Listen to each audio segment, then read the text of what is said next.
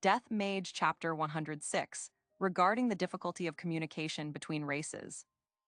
Leaving Povina and Princess Levia behind, Vandalyu rushed towards the person who had produced the scream that had reached his ears. What he found was a beautiful woman with hair of a bright green-blonde color that wouldn't be seen on Earth, seemingly drowning in the river. Kaya Atilda. Still screaming, she was flailing at the water's surface with both her arms. There was no dangerous monster or suspicious silhouette that could be a murderer anywhere nearby. She was just drowning, perhaps. Vandalyu stared at this beautiful woman with his face sticking out of the thicket on the riverbank, even forgetting to put his stretched-out tongue away. The reason for this was that the sight before him was a very strange one. Normally, someone with pride in their swimming abilities might leap into the river right away to save the drowning woman. However, no matter how Vandalyu looked at the situation, the beautiful woman was not drowning. First of all, the woman was unmistakably a Scylla. The lower half of the woman's body couldn't be seen, as it was hidden by the water.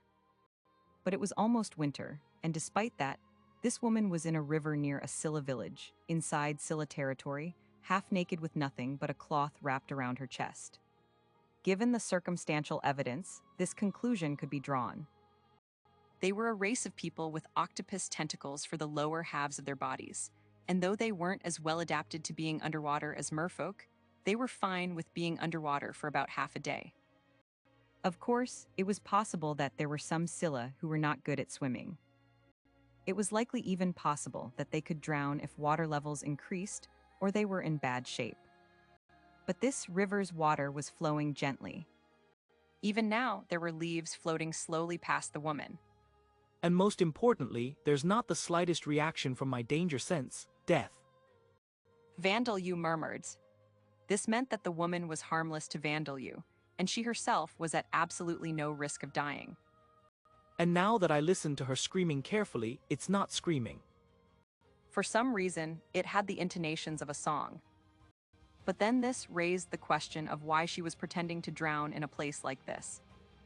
In fantasy works on Earth, Scylla were depicted as monsters who pretended to drown and then attacked the ones who came to help them.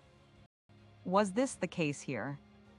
But if this was the case, there was a conspicuous lack of killing intent. So, are you going to go to her? Asked Orbia. Or are you going to ignore her? Vandalyu had wanted to ask Orbia about the woman, who was likely acquainted with Orbia. But for some reason, Orbia was looking at Vandalyu with an excited sparkling in her eyes, seemingly intending to watch what he would do next. I suppose I'll try calling out to her, said Vandalyu. It didn't seem that the woman needed to be saved, but it was still possible that a dangerous murderer was in these areas. It was probably best to at least speak to her. Vandalyu thought that it would be a pain if he were to use flight to approach her just because he didn't want to get wet, only to have her detect the use of magic and mistake him for an enemy. So he decided to manipulate threads extended from his fingers with thread reeling to move towards her as a bridge. It would look strange to see him using invisible threads as a bridge, but from the front, it would likely appear as if he was walking on the water's surface. Kaya Tilda. Hello, excuse me, said Vandalyu, calling out to her. Could I speak to you for a moment? Kaya her. The beautiful woman froze and stared at him blankly. It did indeed seem that she hadn't been drowning. Why is there a child in a place like this, walking on the river? And more importantly, you just came closer to me. The woman's expression and the color of her face changed hectically. She became flustered as the former went from surprise to bewilderment, while the latter became gradually more red. She seemed greatly disturbed. Her octopus-like tentacles were squirming about around her as well. Her expression changes so easily, I'm jealous. So, she was a Scylla after all. And it seems that there are Bokuko's asterisk in other worlds, too. With these thoughts running through his mind, Vandalyu watched the woman for a while. Are you all right? Vandelyu called out to her, after realizing that she wasn't showing any signs of regaining her composure. Please calm down, I don't have any intention of harming you. You're even calling out to me. Tentacles wrapped around Vandelyu's torso before he could ask, "What did you want me to do?" Come here for a second. The woman said, and then Vandelyu was taken to the side of the river. What should I do? Seriously, what should I do, Tilda? I was only practicing the courting ritual. According to the beautiful Scylla woman, who was now clutching her head in her hands in worry, what she had been performing in the river was practice for the traditional courting ritual that was handed down among the Scylla race from generation to generation. A Scylla who wished to get married would swim, sing, and dance to make the request of, "Someone please marry me." If a man wanted to marry that Scylla, they would enter the water, approach the Scylla and call out to her or embrace her. Once the above procedure was followed, the proposal was established. Well, Vandelyu was surprised to learn that what was considered a way of trapping prey on Earth was actually a courting ritual. Maybe Vita and others told the founder of the Scylla the stories that they heard from Zakart and the other champions, and the stories changed over time. The goddess Vita had given birth to many new races, including the Scylla, but she hadn't designed their exterior appearance and inner features beforehand. She had simply tried to give birth to strong races in order to restore the world that had been ruined by the war with the Demon King. She likely had some idea about what she was creating, but it was unlikely that she had simply decided to create black-skinned elves and women with octopus tentacles for the lower halves of their bodies. Thus, Vita had likely named the founders of the newly born races based on creatures that appeared in the myths, legends, and fantasy works that she had likely once heard from the champions. Thus, the Scylla race had been named as such, and the stories told to their founders had changed into this strange courting ritual.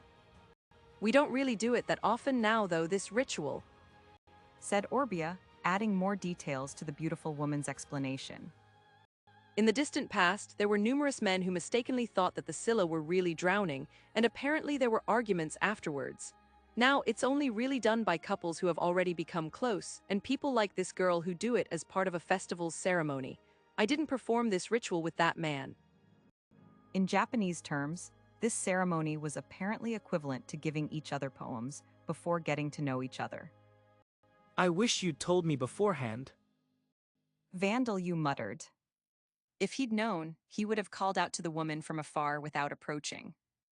I thought that Vita's holy son would know without being told, said Orbia. I didn't notice you. The beautiful woman protested, being unable to see Orbia's spirit and thinking that Vandelyu's words had been directed at her. But then she dropped her shoulders and let out a heavy sigh. But I suppose what's already been done can't be helped.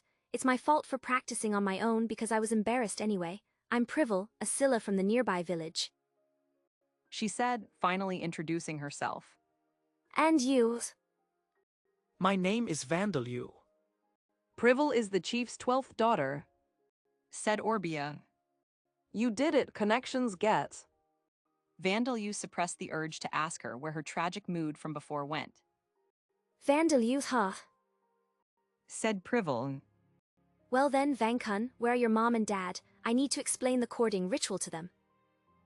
Isn't it invalidated by the fact that it was an accident? Vandelyu asked. It's not, I'm a shrine maiden. Said Privel. Well, we don't have to go as far as to get married, but I want you to help with the festival. Vandelyu thought it would have been fine to pretend as if it had never happened, since there hadn't been any witnesses, but Privel's position apparently made that impossible. The shrine maiden has the role of offering the courting ritual to the gods during the winter birth festival. Privel explained. The shrine maiden is supposed to choose just one person to perform the courting ritual to, but it's a rule that she mustn't choose more people. She sighed. She hadn't expected a child to be passing by in a place like that. It was decided that I would become a shrine maiden on short notice because of certain circumstances, and I might be able to do something about it, but you're a boy, aren't you? You have quite the rugged-sounding name, too. I am a boy, said Vandelyu. Then we can't, said Privel. I want to explain things to your parents and have you cooperate with the festival. If I can't, I'll have to explain the situation to my mother, apologize to the goddess and the other gods, and then have someone else take my position as shrine maiden. It was apparently a religious problem. Vita's religion apparently had few ceremonial procedures to begin with, but perhaps this one had been created to increase the sense of unity with the village. Wait, was there really a white-haired child like you in one of the other villages? Where did you come from? Privel asked as she examined Vandalyu closely, having suddenly realized that she had never seen him before. Privel became the shrine maiden in my place, said Orbia. She was a candidate just like me after all. The reason Privel had become the shrine maiden on such short notice was because Orbia, who had been named as the shrine maiden, had been killed. I understand, said Vandalyu. I'll help you. Vandalyu had never been involved in religious things on Earth, but in this world, he was Vita's holy son. He was a religious figure through and through. Since this was the case, it was probably best to cooperate with Privel and the Scylla, who also worshipped Vita. It seemed that this would make Orbia happy as well. And he also wanted to do his best to spread the seeds of goodwill among the Scylla race. Are you sure? Thank you, but I have to explain things to your parents first, said Privel. It's fine, said Vandalyu. I have an understanding, mother. He had left the bone fragment that Darsha inhabited back at the camp, just in case. Rita and the others were protecting it now. Darsha wasn't here right now, but it was probably fine. Suddenly, Vandalyu heard Povina's voice. Tilda. Privel looked in the direction that this young voice had come from, and then froze. She's a friend, isn't she? A little girl with blonde hair that looked as if it was made of pure gold, 8 years old in appearance. However, she was nearly 2.5 meters tall. And as a precaution, she was holding a steel mace that looked as if it could kill a bear. You found a Silason. That's amazing, Van. Povina waded across the river with an innocent smile on her face. It seemed that Princess Levia had hidden herself. This is Povina, who is something like my little sister, said Vandalyu. I see, quite the large little sister, isn't she? Is she a half-beast person, Titan? Privel guessed, noticing the triangular ears protruding from Povina's blonde hair. But she didn't realize that Povina was a half-noble orc, though this was to be expected, as Povina was probably the only member of her race to exist in history. Hey, I'm Privels. Privel continued, introducing herself. Nice to meet you. Nice to meet you. Said Povina. Van, did you tell her about Orbia Wanesen? Orbia Wanesen. Privel repeated. How do you know that name? 10 days ago, Orbia-san. Povina had let Orbia's name slip. But Orbia herself said, I'll take it from here, so cast your spell on me. It might indeed be better for her to explain things than me, since I'm not good at talking. And since they knew each other while she was alive, it's probably fine, Vandalyu thought as he cast visualization. Privel, I'm sorry that my death caused a lot of trouble for you, said Orbia. As she appeared out of thin air, Privel's eyes opened wide, with tears welling up in her eyes. Oh, Orbia-san. Overcome with emotion, she tried to throw herself into Orbia's chest. Hey. Orbia was merely in a state of being visible to normal people, thanks to the visualization spell. She didn't have any physical form. As a result, Privel went straight through Orbia and tackled Vandalyu into the river. Lucky Sukebs aren't very lucky after all, Vandalyu thought earnestly as he fell into the river with Privel crushing him. TLN, as explained in Chapter 104, a lucky Sukeb is a situation that unexpectedly turns lewd due to chance. Privel was certainly not large. If anything, she had a small build. But this only applied for the upper half of her body. There were 8 thick tentacles on the lower half of her body, each of them over 3 meters long from their roots to their tips. Her body weight was over 100 kilograms. Men and women of the resistance were running, gasping and wheezing pathetically. Damn it, I can't do this resistance thing any longer. You suggested it, didn't you, Hajanaki? You said that we'd be able to eat meals if we called ourselves the Resistance. Shut up, you guys didn't oppose it either. To be more precise, the men and women who had pretended to be a part of the resistance were running. They were not young people with the noble intention of fighting the invaders for the sake of their homeland, but young people who had simply never found proper work and never eaten well. Even if they wanted to be adventurers, they didn't have the confidence or the courage, nor did they have the perseverance to patiently train themselves to reach D-class, the class of adventurers that were capable of feeding themselves. But that didn't mean that they were so desperate that they would stain their hands with outrageous criminal activities. And then they had heard that villages and towns would assist them with food if they called themselves members of the resistance. They jumped at this opportunity. They wouldn't actually do anything reckless like fighting the armies of the Amid Empire and Merg Shield Nation that were occupying the lands. They would simply quietly go around to a number of villages and towns, tell resistance supporters that they were members of the resistance, and have them provide a little assistance. They weren't actually participating in any resistance movements, so the enemy's army wouldn't take notice of them, and they were not stealing from the villagers by force, so the Adventurers Guild wouldn't send out an extermination request for them. Their earnings were small, but it was an easy occupation, with the only danger they had to be careful to avoid being encountering the real members of the resistance. That was what they had thought until just an hour earlier. They had been too naive in their way of thinking. They had been found by a force dispatch to exterminate the resistance, led by some noblemen of the army occupying the area. This extermination force hadn't done any investigation beforehand into things such as what the resistance had done and how much damage had actually been caused to the army. They would simply need to hunt down those who called themselves members of the resistance and investigate these things afterwards. It would be different for the well-known groups, such as the Reborn Sauron Duchy Army, led by the illegitimate child of the late Duke Sauron and his younger brother, or the Sauron Liberation Front, led by the liberating Princess Knight. But it seemed that they had no intention of spending much time on the numerous nameless resistance organizations. Damn it, they got Ben and Bix, Tarmy as well. It's all your fault. My fault, Meacher. You were happy as well with the fact that you wouldn't have to become a prostitute selling her body for dirt cheap. Shut up, we have to run now, as far as we can. The extermination force had ambushed the fake resistance and taken down about a third of them with archers.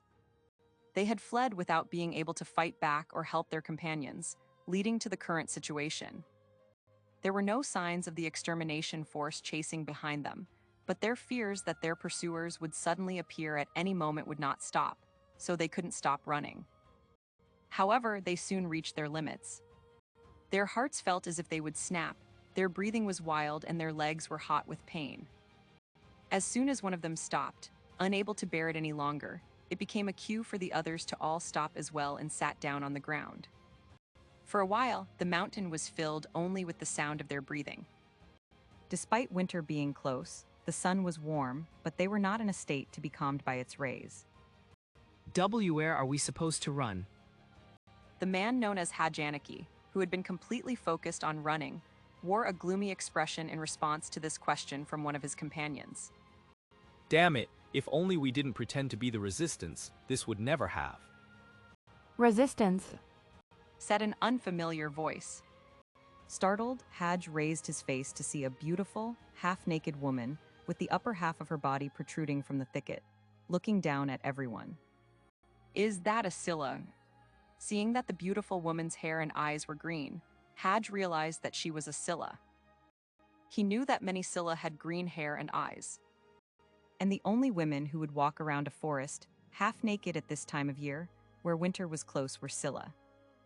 Come to think of it, we were close to Scylla territory. I suppose we entered it without realizing. Which means... Yeah, that's right, we're part of the resistance. We're being chased, please help us. He shouted. That's right, help us. Please, just for a little while, even just one night. Hadj and his companions pretended to be members in the resistance once more, in an attempt to grab hold of this hopeful spider's thread that had appeared before them. They were planning to flee to the Scylla's village in order to hide from the extermination force that could be chasing them. TLN, this is a reference to a Japanese short story called The Spider's Thread. There's a Wikipedia article on the story, so you can look it up if you're curious. A similar reference was made in Chapter 22, actually. If you can't be bothered to look it up, Spider's Thread is roughly equivalent to lifeline in this context. Resistance will help. The Scylla women stared at Hadge and his companions with a vacant expression for a while, before answering with a lethargic tone. The faces of Hadge and his companions shone with hope at this response. Ah, thank you. Said Hadge. We owe you our lives, Goddess Sayame. Right before his eyes, the branches of the thicket began to snap and break. The top half of the beautiful Scylla woman's body drew closer. But the lower half of its body was not made of the tentacles of an octopus, but the body of a serpent, thicker than a log. A lamia. No, it's not a lamia or a Scylla. For a moment, Hadge had thought that she was a member of one of Vita's races that possessed the lower bodies of serpents, but immediately realized that he had made an unthinkable misunderstanding. The beautiful woman's lower half was connected to the body of an even thicker snake. And this woman's lower half wasn't the only one attached to the root of this snake. A dark elf with pointed ears, a merfolk with gills in her sides, a harpy with wings for arms, an arachne with compound eyes on her forehead, a small dwarf, a draconid with wings growing from her back, a purple-skinned magin, and a centaur with a long mane. The upper half of these women, who were so beautiful that they would be praised if they were judged on their appearance alone, were attached to the necks of snakes. A mutant hydra. To be more precise, it was a hydra zombie created by replacing all of its severed heads with the upper halves of 9 beautiful women of different races. But this was of little importance to Hadge and his companions. Resistance tilde. The important thing for them was that the creature before them was unmistakably a monster. Orange. 3 of the beautiful women were singing, while the other 6 closed in on Hadge and his companions. They screamed and tried to flee as fast as their legs would allow, but they had pushed their stamina to their utmost limits just moments earlier. Most of them were struggling to walk, let alone run. And then there was an ear-splitting scream, the sound of someone dying. Hadge and his companions stopped in surprise and looked up, to see a sensual-looking woman with abnormally large arms and legs, membranous wings extending from her back, and a snake-like tail with a stinger attached to the end stretching from her waist, flying above them. There was an unfamiliar man wearing dark green clothes, white smoke rising from his body with a hissing sound as he dangled from one of the woman's hands. Mommy. Letting out a terrified noise, Hadge sank to the ground with tears running down his face. Some of the other fake members of the resistance fell to their knees as well, while the others had fallen onto their backs with their limbs still flailing in an attempt to scramble away. Resisida. Resistance tilde. Will's help. Shelter chased being chased shelter. Yamada and Rapiacage conversed in faltering words that were impossible for Hadge and his companions to make any sense of as they began capturing them. H1H. Help me. I don't want to die, I don't wait to die. Please don't kill me. Will help. Shelter shelter. The 2 of them who had come out to guard the surrounding area captured Hadge and his companions who were crying, screaming, and begging for their lives. And then they returned to the camp. Names Yamata. Rank 6. Race Patchwork Hydra Zombie. Level 0. Passive skills. Dark Vision. Superhuman Strength, Level 3. Deadly Venom Secretion Fangs, Level 6. Magic Resistance, Level 1. Underwater Adaptation. Dragon Scales, Level 1. Rapid Regeneration, Level 7. Body Extension Neck, Level 3. Active Skills. Singing, Level 3. Dancing, Level 3. Parallel Thought Processing, Level 4. Scream, Level 3. Monster Explanation. Patchwork Hydra Zombie. A work of art zombie, created by Turnisha by severing the heads of the corpse of a 9-headed mutant hydra and attaching the upper halves of the bodies of beautiful women of different races. Its modeling is spectacular. It is an embodiment of grotesque beauty. However, its ability in combat is drastically inferior to a regular hydra. The venomous fangs that are supposed to be its weapons are absent, and most of the upper bodies that have replaced the heads are lacking in defense. It is rank 6, but it only possesses the strength of a rank 4 monster. However, this is unlikely to have caused any problems, as Turnisha originally created it as a moving form of interior decoration. Naturally, as it is an artificially created creature, it is a type of undead that has not been discovered in Lambda.